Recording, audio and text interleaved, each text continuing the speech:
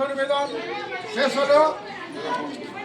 এরপরে স্বাধীনতা বিষয়ে বক্তব্য প্রদান করা হচ্ছে। আজ ভারতের ৭৯তম স্বাধীনতা দিবস। তোমরা জানো এই স্বাধীনতা শুধুমাত্র একদিনে আসেনি, প্রচুর লড়াই সংগ্রামের মধ্য দিয়ে আমাদেরকে স্বাধীন হতে হয়েছে। আমরা ব্রিটিশ রাজের অন্তর্ভুক্ত ছিলাম প্রায় ২০০ বছর।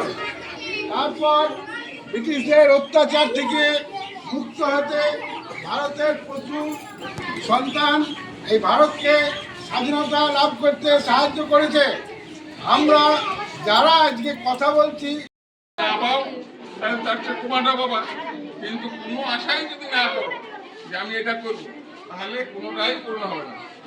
এই জন্য প্রত্যেকে আমার একটাই বক্তব্য যে আজকে এই স্বাধীনতা দিবসের দিন সমস্ত মেয়েরা, সমস্ত ছেলেরা সবাই যার যার মনে মনে একটা করে প্রতিজ্ঞা নাও যে কে কিভাবে নিজের জীবনটাকে আগামী দিনে উজ্জ্বল করবা।